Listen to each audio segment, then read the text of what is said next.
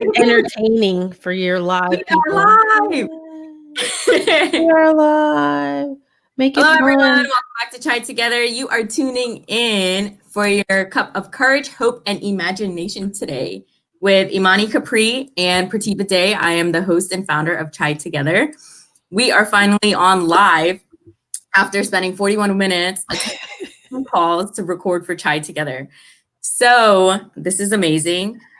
So let me introduce Imani Capri to you. She is a great friend of mine. She's an empowerment speaker, an on-air radio host, author, and certified Reiki practitioner.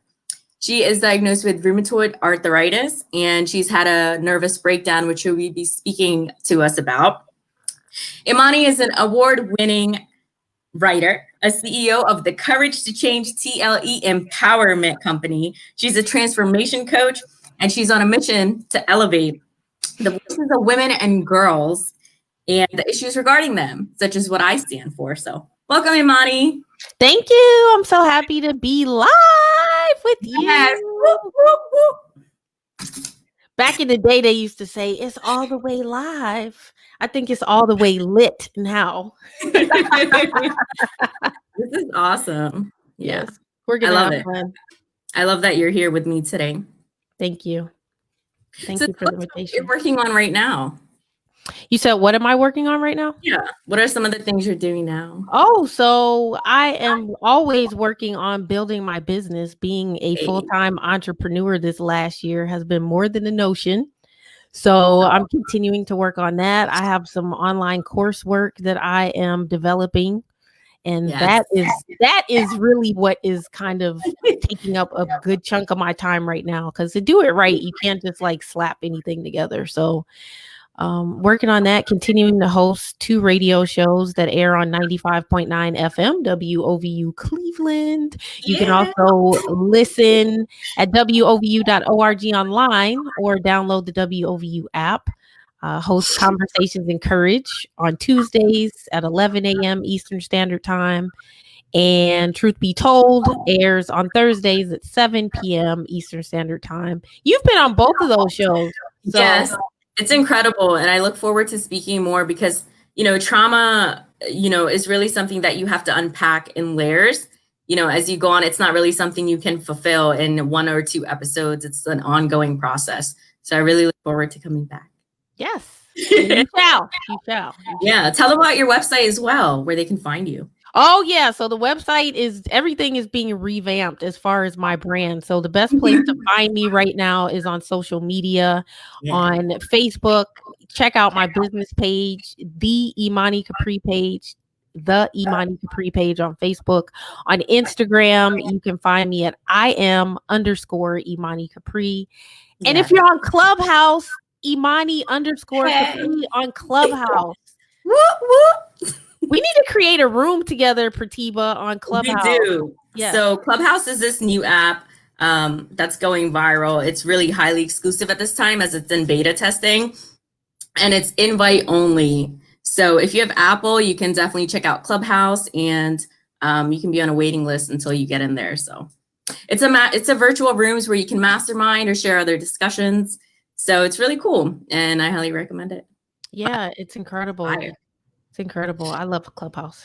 So I really want to speak about one question I want to ask you is, when is it you started your, conversations in courage relating to trauma, such as sexual abuse and things of that notion? And what was it inside of you that led you to do that you knew that's what you wanted to do? So it's interesting because the 2 radio shows, Truth Be Told is actually the show that's dedicated to shifting the culture and conversation around sexual assault, abuse, rape, human trafficking, and all related issues to a culture and conversation of education, empowerment, healing, and transformation.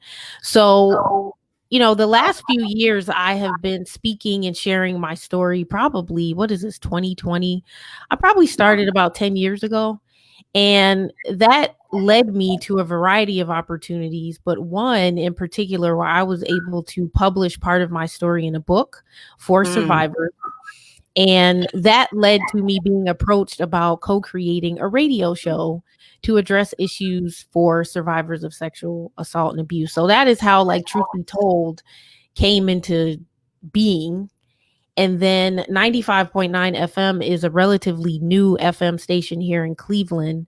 So at the time when my co-creator and I were approached about creating the show, the general manager loved my vibe and my content so much, he gave me the opportunity to create more content for the station. So that is how Conversations in Courage came about. And Conversations in Courage is the show where I interview interesting people who are doing positive things with a courageous spirit all over the world. And I kind of created that show to be a counterbalance to Truth Be Told, because even though we're talking about heavy topics on Truth Be Told in a way that's meant to uplift and empower and educate and transform ultimately, I don't want to, I don't want to talk about that all the time. So Conversations with the counterbalance. But you said what led me to creating that, my own personal story. I'm a survivor.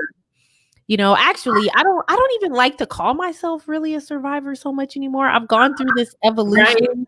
I have gone through this evolution of labels, right? At first I was a victim, straight up. First I was a victim.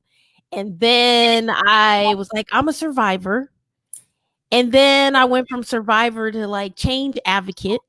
And I have gone from change advocate to just a human being that experienced this thing, that decided to do something different with it. Instead of looking at it as something that happened to me, how could I take that experience and make it work for me and for other people? How could I find value?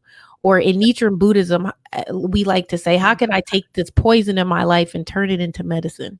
Wow. So I've kind of done this full circle, right? Because trauma can get us caught in a lot of different places. So no disrespect to anyone that labels themselves as a survivor primarily. That's totally fine.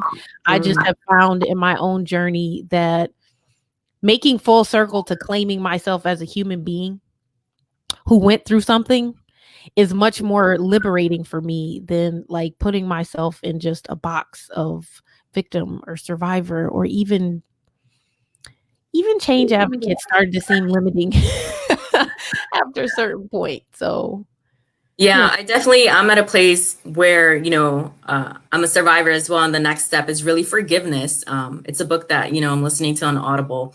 And there are levels, I was a victim for possibly like 12 years or more. And, now I'm a survivor, but I also don't like that term because I don't want to stay there. I don't want to stay in that space, because as we unveil and unravel and like shed those layers of trauma, that's when we're really ourselves. Like, now I'm just Pratibha Day. I don't want to be Pratibha Day, that, sexual abuse survivor, molestation, physical abuse. Like, I am, but this is my new life. And like, I want to claim that rather than carry that with me.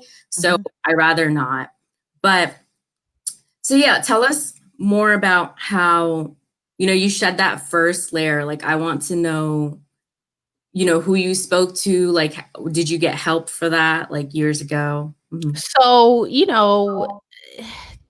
shedding layers of trauma is really a process. And it happens over time. I don't think it's something that happens immediately. So I was the type of person who, I didn't turn to drugs or alcohol or a lot of relationships as my coping mechanism. I turned to staying busy, right? Keeping busy and keeping myself distracted from having to feel my emotions is how I really coped. And eventually in that process, I was introduced to chanting Nam-myoho Renge Kyo and practicing Nichiren Buddhism. And so even though I embraced kind of studying Nichiren Buddhism and practicing it for 6 months, I still kept myself busy. And I created like this bomb for my life that exploded in the form of having a nervous breakdown, right? Yeah. And it was like one of the best things that ever happened to me, because it forced me to have to sit down and really deal with everything that I was running from, all those emotions that I was just stuffing. And so it's interesting because even the rheumatoid arthritis, I feel, was a direct manifestation of all the repressed anger and hatred and rage that I felt from having experienced almost a decade of childhood sexual abuse. Um, so I would say that my really starting to get real with myself started when I had that nervous breakdown and I had to be hospitalized for a week. And during that week, and when I say hospitalized, I wasn't in the part of the hospital where, you're laying in the bed with the tubes. That's what people think of sometimes. No, I was on the psych ward. You know what I'm saying? And even that was kind of like my ego was like, how, what? Psycho? Like, no way. But what was interesting is it felt like a vacation. I was able to sleep. It was like I make this joke like I had to go crazy to take a break. Wait, can you see this? Time to hibernate. Wait. Oh yeah. Oh snap! There you go. A nervous breakdown will definitely give you time to hibernate, especially if you're the type of person that has been, just running yourself into the ground to avoid dealing with your own feelings and thoughts, which is where I was. So I end up being in the hospital for a week and going to these like therapy groups, which was the first time ever that I did a therapy. But that was, I definitely was having to step outside my comfort zone, but there were some individuals that I met during that week who I felt had much more severe problems. One person I recall meeting was a young man who was addicted to wet. If your listeners don't know what wet is, it's taking marijuana and rolling it in embalming fluid before you smoke it. He was addicted to that. So he was there being treated, for that. There was another young lady that I met who cut herself. And I really was kind of like, yo, I just need to talk to somebody. Like, I just need to feel my feelings. Yeah. And not to make light of the situations that they were dealing with at all. But sometimes when you see someone who is in a worse situation than you are, it makes you really realize, like, I could be a lot worse. I need to stop running from this and just deal with it before it gets worse. So, after I was released from the hospital, I then started taking some steps to really start working on my healing at another level. Like Buddhism definitely helped me prior to having the nervous breakdown, because Nichiren Buddhism is all about, cultivating happiness from the inside out, and how we have the power to change our lives by first changing ourselves. That was very empowering for me, especially coming to it with that victim mindset. But after I had the nervous breakdown, then there were several things that happened after that, several steps that I took after that, that really accelerated my healing process and kind of power blasting through those layers of trauma. So, So is the Neo-Buddhism something you still follow? And is that what you consider your religion, or is that separate for you? Yeah, Nichiren Buddhism. I still practice Nichiren Buddhism. I'm like, 17 years as a practitioner of Nichiren Buddhism. I do consider it my foundational life philosophy / religion. It is, Buddhism is a major world religion. And then within Buddhism, there are different sections, or kind of like how Christianity has different denominations. So I practice Nichiren Buddhism, which is based on the Lotus Sutra. And that was the very last teaching of the historical Buddha, Siddhartha. But that is my foundation. I still chant. I still study. I still am connected to my lay Buddhist organization, C.H.A.I. But I'm a student of life. So I study and embrace pretty much anything that I feel makes sense and is something that I can apply practically to help get the result that I want to have in my life, but truly, I'm so grateful for having encountered Nichiren Buddhism, because what it did, Pratibha, and I know you'll appreciate this, is it gave me a philosophy and a practice that put me in the driver's seat of my own life, that made me have to take responsibility for my own healing and transforming my life. And once I started to, first of all, discover that despite what I had gone through, my life still had value and that there was a practical means to be able to tap that divine power inside and then direct it, then it became easier to press charges, file charges against my mother's ex-husband, who's now serving 20 plus years in prison.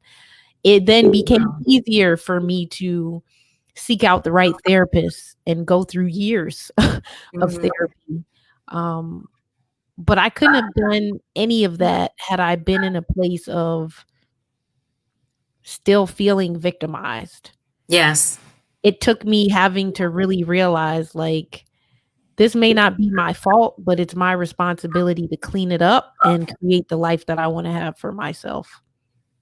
Yeah, the one thing I always say that I learned from Sadhguru and his teachings is that, responsibility is simply your ability to respond. That's something I always say. It's not taking on the burden of the world, but it's about how you're responding to it. And that's also not reacting. So it's really a learning process. And I have to say that you are blessed and you're a brave one, because most people don't have the courage to do that. So what you do and the work you do is really aligned with who you are, and this is your purpose. So I'd like to ask you, what more do you see for yourself, in regard to women and girls? Like, what more do you want to do in that area? I see myself expanding Conversations and Courage to be an internationally syndicated show. Yes. I see myself doing something similar with Truth Be Told. Wow. And just creating platforms that support people in sharing their truth and the power of their voices. And particularly, I mean, for all people, but of course I have a special leaning for women and girls because I am a woman and I have been a little girl that didn't feel like she had a voice. Yes. I know what it feels like to feel broken and defeated. And to be able to pull yourself out of that, having the courage to change yourself so you can change your life, which is why my business is called The Courage to Change and why my whole brand is really around courage. Yes. So being able to really create large platforms where women and girls feel comfortable telling their story, sharing their truth, and helping to provide, more light on how we can help other people free themselves up is really where I see myself. That could branch into also courses. Yeah. Of course, being, an in-demand global speaker is part of that, on how we transform trauma, find our courage, find our voice and the power that exists in our voice. So those are some things that I can see myself doing. You already do. You're already more of. Yes. So, what you just shared with us is very impactful regarding, stating the ex-husband is now in jail. And is that because of you spoke up, you voiced yourself. A lot of people are afraid that, they're going to be in harm if the person is not, sentenced, like they can come after them, all these fears. And the thing is, what I learned is you just have to not fear, because either way you're suffering and you're killing yourself by having those thoughts. So for you to do that, and you did share that with your mother, right? Is that the first step you took? I did, as a child, when anything inappropriate first happened, I did share it with her. Yeah. A few days later, she confronted him about it. And I was there when she confronted him, and he didn't deny it, but he didn't deny that he had touched me inappropriately when I was about 10 or 11 years old. But he promised he would never do it again. But of course, it escalated from there. So by the time I was 12 years old, I had been fully raped already by the time I was 12. So fast forward, when I got to the place where I could press charges against my mother's ex-husband, I was in my 20s. And fortunately, still within the statute of limitations in the state of Ohio, although he was living in another state at the time. But to make a long story short, my mother and I didn't speak for 11 years. Behind the fact that she stayed with him and then things that happened after that, I didn't really have a relationship with my biological father for about 15 years. And again, practicing Buddhism and what Buddhism taught me about doing my own inner work Yes. is really what ignited the change. So when I decided to press charges against my mother's now ex-husband, it was really because I had 2 other siblings. I was very concerned about them and their well-being. You know, my mom was active military at the time, so she was stationed in Iraq for like a year. So my siblings were under the total care of their father. And even though that was their biological father, you know, me being the older sibling, and he wasn't my biological father, I still had concern. Like, I still felt like whether or not I'm in the home, it's somebody has to protect these kids, you know, because my mom is in Iraq. She can't do anything for them from there. And who's to say that he wouldn't abuse his own children? So, and then it was also an opportunity for me to, you know, seek justice for what happened to me. Yes. We went through 2 trials. And it was the second trial. The first trial was a hung jury. The second trial, he was successfully prosecuted, you know, and then maybe a year or so after that, no, not a year. It was a couple of years after that, my mother and I kind of circled back around and spoke. And then we started working on creating a new relationship. And prior to the trials happening, I had reconnected with my biological father. And so we had already been starting to work on our relationship. In fact, my biological father came to the trials, which that was crazy. Wow. But, you know, what I saw happen is that as a result of me having the courage to change myself and the work that I was putting in, it inspired my parents to do their own healing journey. Wow. So, you know, today I have a phenomenal relationship with my mother. I have a relationship with all 5 of my siblings. My father passed away last year, but before he passed, we had 17 years of working on healing. And by the time he transitioned, we didn't have not one unresolved issue.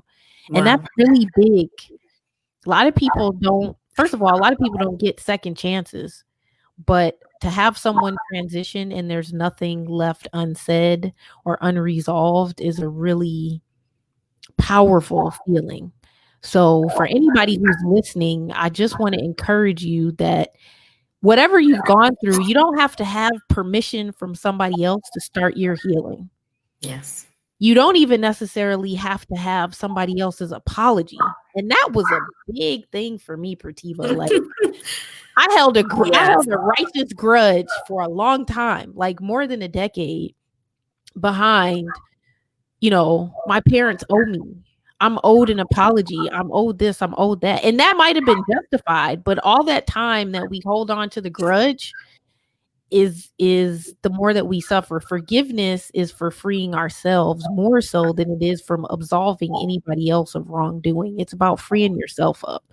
And so what I noticed, you know, is that all that pent up emotion, all that holding grudge and anger, and me not really having, before I found the courage to use my voice and express my story, you know, it was taking a toll on my body.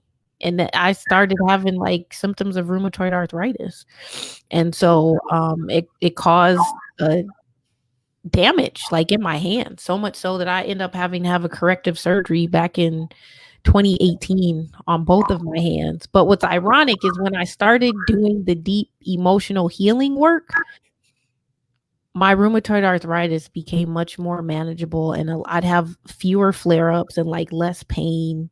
So it is true that what we think, what we feel, how that manifests in our body, like everything is so connected. So when you have the courage to start working on the things that you have power to change and take action, everything can change as a result of that. And that's really what my story is. And, you know, my life today is total evidence of that. And sharing that story is what I love to do, and encouraging other people to understand, like, we're no different. We're no different. You just have to get inside your life and have the courage to start making those changes and to do the work. Firstly, I want to say thank you. Thank you because you're the first person on my channel, or the first person that I know who, is publicly saying that I was raped. It's very emotional and it gives me chills. And I can tell you're possibly a bit emotional. And that's a very hard thing to say. That's just as equivalent to someone saying, I had an abortion, which is me. And that's what happened for me. I aborted my twins. And it's really not focusing on what the world thinks about you. It's focusing on what you had to do for yourself. And yeah, no one can rush your process. And I feel like you're the epitome of great, like the term being great. Like you led your whole family to come together, like you're the source, like you resolved everything, not even just yourself, but like you create a new beginning, which, I'm not unable to do in my family due to, people not wanting to change. But the fact that your family was willing to work together and change, that's a big deal in itself. A lot of people do die with unresolved, traumas, unresolved relationships. And that's very unhealthy way to go. We're here for one time. And like, there's a quote by Mae West. She's like an older actress where she says, you only live once, but if you do it right, once is enough. And I feel like you're the epitome of that. That's what I thought of when you were speaking. And, every time I speak with you, because I've been on your show and just speak with you because you're my friend, like I learn more about you. The fact that you just said, you were raped at that age. Whoever's tuning in, a lot of people may not know the severity of what that's like for someone to come out of that. And yes, it doesn't define who you are. And the reason thank you for all of that, Prativa. And the reason I'm so transparent is because I know that in transparency, somebody else can be set free. Oftentimes, we possess the keys to unlock somebody else's prison. And the keys are often found in our own pain, in our own, and our purpose many times can be found in dealing with our own pain. So yeah, that's why I share the way that I share. And even though what I have accomplished and achieved in my own life is no small feat, I always remind myself, to stay humble, because we all have a divine power and essence inside of us that is there no matter what you experience, no matter what the world tells you, no matter how much dirt the world kicks in your face. You are still a divine being. You still have a power inside your life that once you become aware of it and can connect into it, when you decide to change and you really do the work of change, everything has to change. There's a principle in Nichiren Buddhism called oneness of self and the environment. And it basically teaches that, our environment is like a shadow to our inner self, right?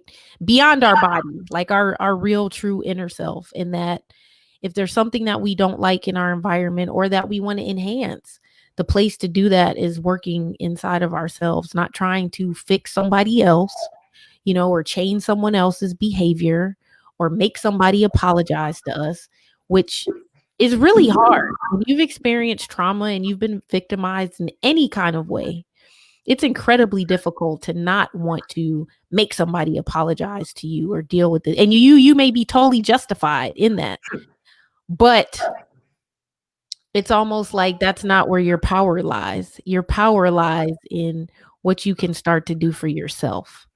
And so, and if you can pour all that energy into doing for yourself, what will happen is a momentum will start to build.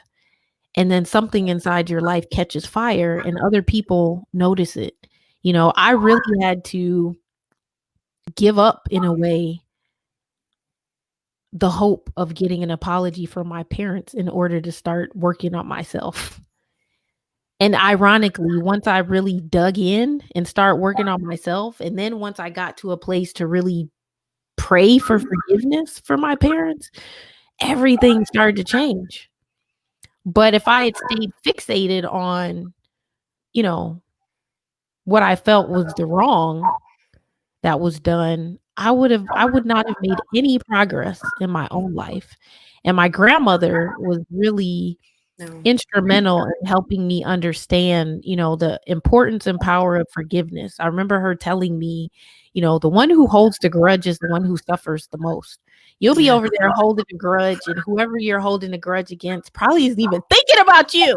Like they have moved on or doing whatever, but you're the one over there holding a grudge, not living your life. Like you have to forgive in order to be free, and I resisted that for a long time. But another mentor of mine also told me that, you know, you're not practicing this Buddhism correctly if you're not praying for your mother's happiness and your Yeah. father's happiness, and even the person who abused you. Mm. If you can't pray for their happiness with the same type of heart and passion that you pray for your own happiness, you're not practicing this right. And meanwhile, Pratima, I'm speaking to people in my Buddhist community. I'm in publications, in Wow. the States, and I'm like, I'm such a hypocrite. I'm like, I better get it together because I'm fronting for real. Like, I Yeah. can talk about all this great change in my life, but deep down, I hate my mother and I resent my father. And I would talk about it. I would talk about it. And it's funny though. Once I got to the point of being like, man, like I can't be up here talking to audiences about healing and I'm harboring hatred in my heart. Yes. So I started praying sincerely for my mom to be happy, for my father to be happy, that if I could change, they could somehow change. I didn't know how it would happen, but as soon as I started sincerely praying that way, things shifted within months. Wow. Now, it took me a decade and a year to get to that point. But once I got to that point and prayed that way for just a few months, my mom reached out and we had our first conversation in like 11 Wow. years. You know what And I'm how old saying? were you then? Yeah. How old was I? Oh, you don't want to give away your age. It's okay. Yeah, I was in my 30s. I was in my 30s, somewhere in my 30s. So I'm what, Wow. 42 now. I'm 42 now. So that was, what is this, 2020? I think we Yeah. reconnected in like 2011.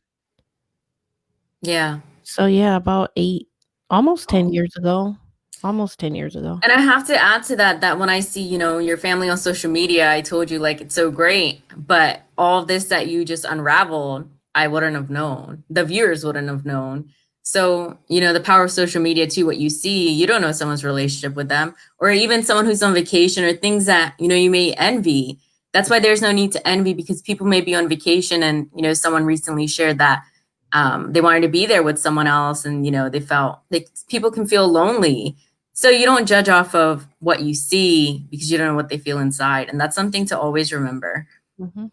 But I want to go back to that emotional impact, that you shared, that what happened with you when, you shared the first time, you mentioned it to your mom that, she didn't take that action. And then you had to rebuild trust with her because, as parents, you depend on your parents to like protect you. And that's what happened with me as well. I felt, why is my own family doing this to me? Mhm. I didn't do anything wrong. Like I'm a good person. I'm a good girl. And you question these things like, why am I being treated this way?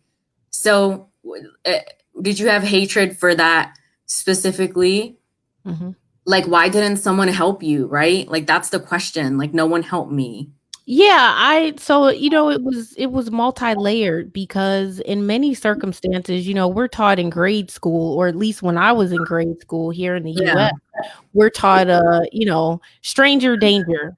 Don't hop in the car with strangers, don't take candy from strangers. But in fact, most of the people who are abusers are known to their victims, right? Yes. So the person who molested me was someone who had won my trust, who had won my mom's trust. He didn't start off as a creep. Most Mm. most creeps don't.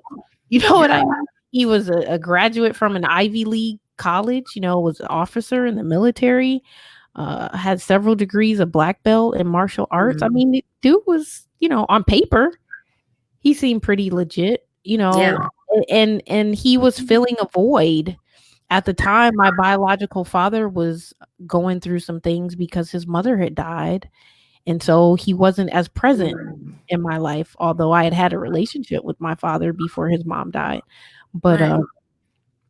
yeah, so and there were other relatives that kinda suspected something, but I don't know, because that trust was built, I felt really conflicted about speaking up, and then when I spoke up to my mom, like, this was somebody that I saw she was happy with. So it was Yeah. hard for me as a 10, 11-year-old child to think I'm gonna be responsible for making my mom miserable. You know, that Mm. was my thinking as a child. And however, I did believe that once I said something to her, that would have been the end of their relationship, because prior to, my mom and I were very close, and, you know, I had never experienced any type of, abuse or anything like that. Mhm. So, I was devastated when she stayed with him after that, but and got married and then had 2 kids and like that, you know, I mean, it that feeling of betrayal was very, very deep, but by the time we were able to have a conversation after all this, and she sincerely apologized, broke down, you know, my mother explained to me that she couldn't protect me because she didn't know how to protect herself, and then she disclosed to me Wow. her own experience of having been raped as a little girl, and how Mm. she had never, you know, really told her parents until maybe she was, I think she may have told my grandmother when she was an adult. You know what I'm saying? Like, and maybe around the time that I was telling my stuff, like, this was a generational thing. And Yeah. so, but it took a lot of healing work for me to be in a space to hear my mother and see my mother beyond an expected role. You Yeah. know, and what I like to say that I've learned in my experience in healing with my parents is that we have the parents of our expectations and then the reality.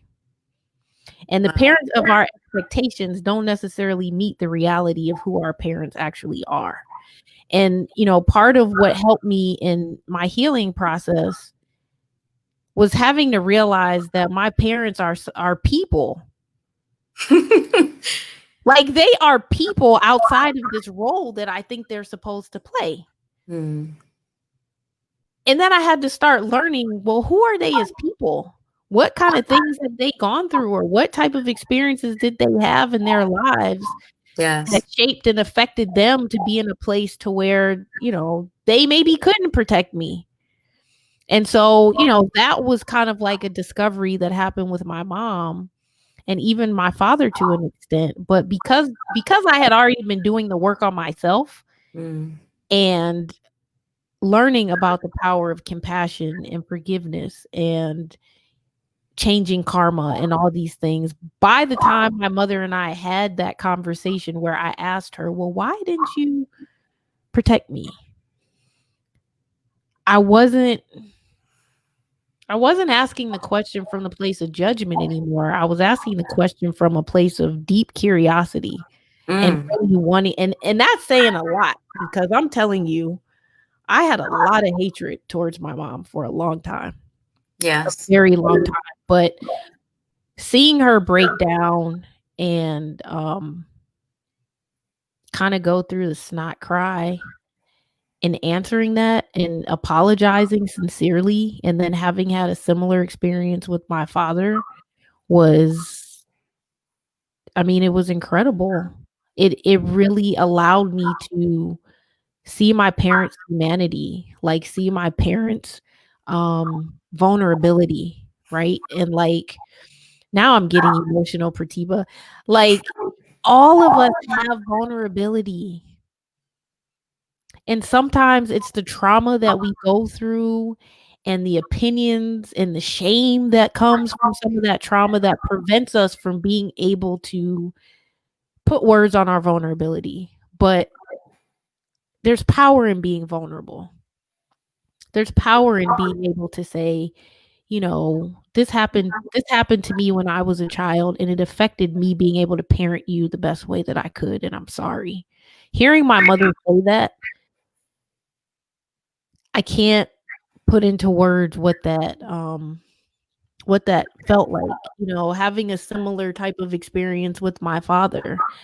I can't explain what that felt like, but I remember telling both of my parents, we can't go back and change the past, but the only way you can make it up to me is allow me to have a relationship with a new version of you. I want to see you do the healing that you need to do on yourself, and let me know what it's like to have mom from that place. Let me know what it's like to have dad from the place of you healing whatever you haven't had a chance to heal. And lo and behold, shout out to my parents for their courage. And listen, I was a tough cookie. Especially my dad and I, we definitely, maybe because we were very similar in our passions in a certain type of way, we definitely clashed quite a bit in the healing process. But my parents are real, like, they are like spiritual, energetic gangsters, because they did the work with me. They were willing to do the work together. And it was hard, difficult, sometimes sarcastic work. But we did it. So, and my mom and I today can like laugh about things. My mom and I did our first forgiveness workshop actually January of this year, and that was a powerful experience. Who would have ever thought that she and I would get on a stage together and talk very authentically about our individual and collective experience and all of this. So where was this? This was actually here in Cleveland, and we got a pretty good reception, although I think we're going to put that workshop out there. That will probably be one of those online courses, because some people were asking afterwards, like, can we access this online, or are you guys going to do it again or do a part 2? So yeah, that's coming in the works. But I can definitely see that you and your mom creating together. Like, I can see it being big. Makes sense. Yeah. So I just, anybody listening, I just want to encourage you, don't give up. And if you're holding on to a grudge, I understand. I was a righteous grudge holder for a long time, but it does take a toll. It takes a toll on your health. It takes a toll on your emotional and mental well-being, your physical well-being. Find a way in your own time to release yourself from anything that's holding you back from living and feeling the way that you really want to live and feel. And don't be so fixated on somebody else having to apologize or make this happen. Like, you got to get to a place where you can kind of release all that to focus on the things that you are able to have control over and influence on your own. And then from putting all your energy into that, people around you will see the changes. And the ones that are for you will be like, you know what? I'm inspired. Let me ask a little bit. Like, what are you doing? Or let me join you in this. And the people that aren't will just kind of quietly fall away from your life. And that's okay. That's okay. But I know that on your show, and I think it's so powerful that you're talking to people about these issues as far as recovering from trauma or deformities in the body or mental health issues. Shame is not yours to bear. So don't. No, really. There are a lot of people, I carried a lot of shame for a long time for having been molested and raped, for so long. I used to carry a lot of shame and embarrassment, about the side effects of my RA and how it affected my hands. Yeah.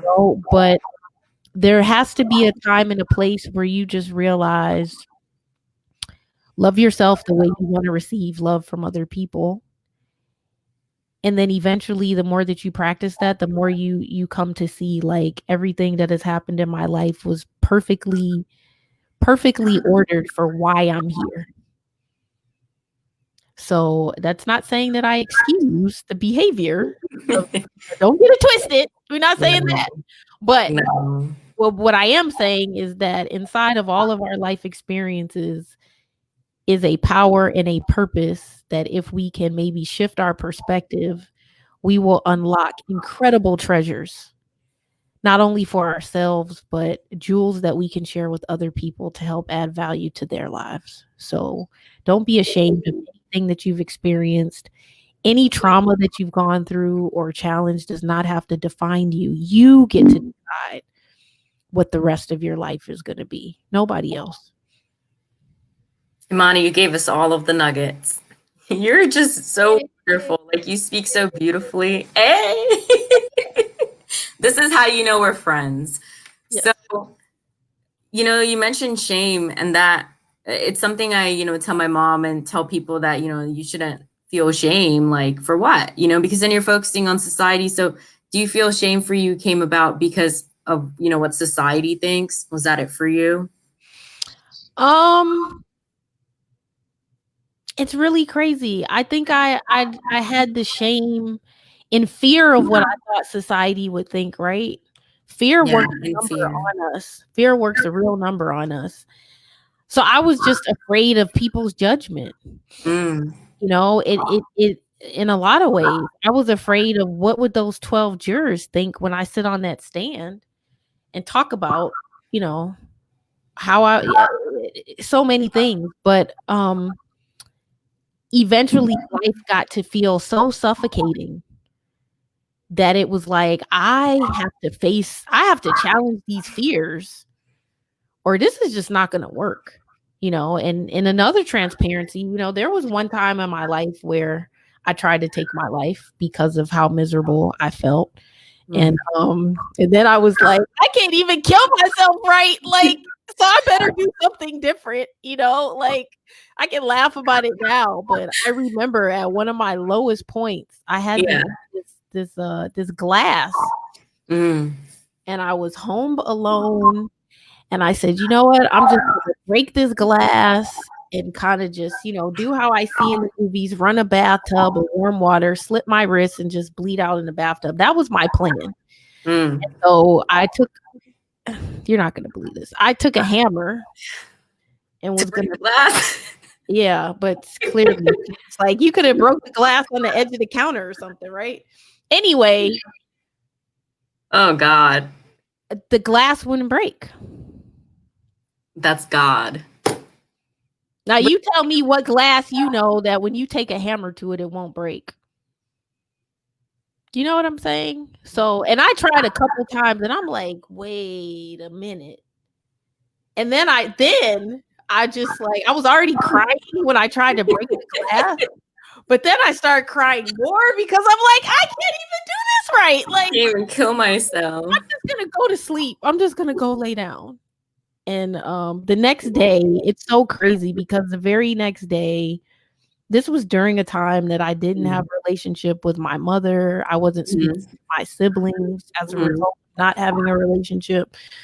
But the very next day when I checked my mailbox, there was a letter from my little sister. She had forced my mom and her dad to help her write me a letter. She was only like between 3 and 4 years old.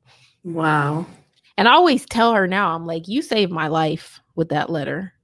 When I got that letter the next day, it was like, oh, I have something I should probably stick around for. Like, even if it's not good right now, the fact that my little sister at 3 or 4 years old could force adults to help her write a letter, even though those adults weren't even talking to me. Maybe this is a sign.